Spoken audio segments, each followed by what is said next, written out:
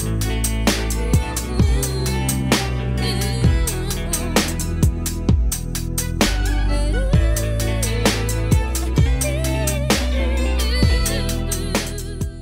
what's up guys? How you doing?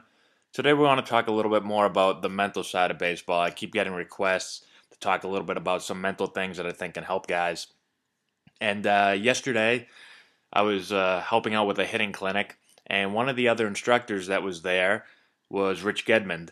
If you guys are around the Boston area, you'll definitely know who Geddy is. He played a long time in the big leagues, I think over 10 years. Played in the World Series with the Red Sox back in '86.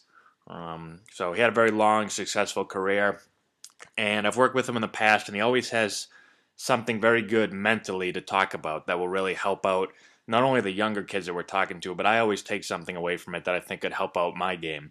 And one thing that he said yesterday that I wanted to talk a little bit about today was learning how to be good when you're bad. So it's pretty easy for all of us to be good when we're good. When things are going good and we're feeling great and you know, we're really seeing the ball well at the plate, it's easy for us to continue to be good. You know, we're 2 for 3 or 3 for 3, and now we come up in the fourth at bat and our confidence is sky high, and it's so much easier to play like that. But where it really shows what type of player you are, and the guys that can keep playing at a high level are able to do this better than some of the guys that aren't able to do that. And it's being good when things aren't going your way or when things are going bad, when you haven't been hitting the ball as well as you want to, when you come up in your last at bat in a big situation and you're 0 for 3 or 0 for 4 and you've had a couple strikeouts and your confidence isn't very high. That's the time when you separate yourself as a player and be one of those guys that can do well when things aren't going well. That's really what defines some of the great players, the guys that put everything that happened in the past behind them and can really zone in and focus on that at bat. A few ways that I think will help you do this is, the first thing is you've got to just live in the present. You can't get up to bat in your fourth or fifth at bat and think about what happened your first few at bats. We talk about it all the time.